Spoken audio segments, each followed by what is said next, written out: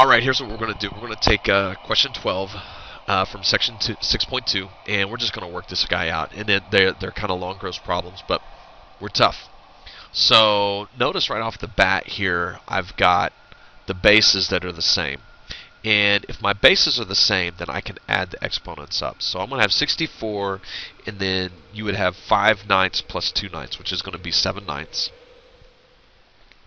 And then on the bottom, I still have this 4 to the 3/4 power. Okay? And then notice that 64 and 4 are not the same base, but 64 and 4 can both be written as powers of 2. In fact, if you can't remember what these things reduce to, just break them down with a factor tree. And when you do that, you'll see that 64 is actually the same thing as 2 to the 6th power. I've got 6 2's. 4 is 2 squared. And so what this is going to end up being is 2 to the 6th power to the 7 ninths power. And this guy down here is going to be 2 squared to the 3/4. And so now, when I work these guys out, this is going to be 2, and then 6 times 7 ninths is 42 ninths. And then 2 on the bottom, and 3/4 times 2 is 6/4. So now I've got bases the same. I'm dividing, so I just take the top exponent minus the bottom exponent. So 42 ninths minus 6/4. And you can punch that in on your calculator if you want, or you can work out the fractions if you want, however you want to do it. But this is going to end up giving us 2 to the 19/6. Okay? So that's great. Well, now what? Well, basically what you've got is the 6th root of 2 to the 19th power. So how many groups of 6 are in 19? Because your roots and powers are really closely related. So whatever number this is, that's how many groupings I'm looking for out of that. So I've got a 6th root, I've got a 19th power. So I can take out of that 3 groups of 6. What that means is I can pull out one group of 6 2's, another group of 6 2's, and another group of 6 2's. And that leaves me on the inside with a 2. So it looks like this. Well, 2 to the 2 cubed is 8.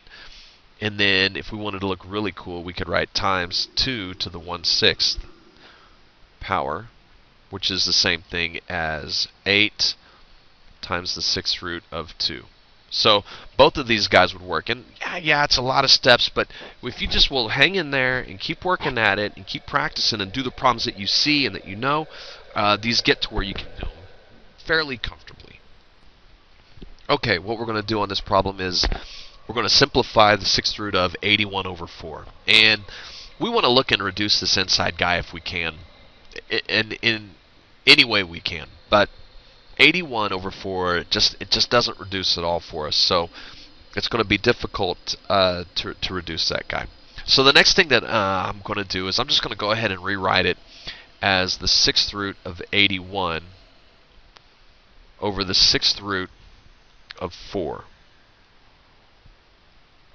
Okay, now we need to start thinking a little bit.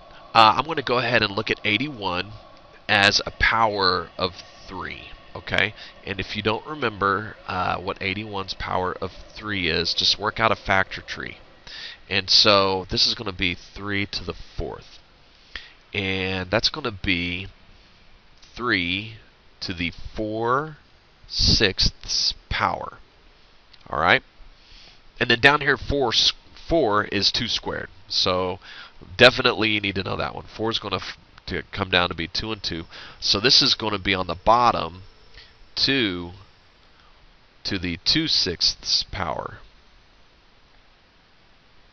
Alright. Now, we really don't want to have an irrational exponent in the denominator. So I just need to ask myself,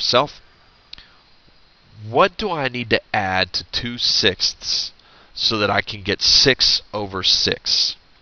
All right, and the answer to that is I need 4 over 6. And so what I'm going to do is I'm going to multiply the top by 4 over 6 and the bottom by 2 to the 4 over 6 power.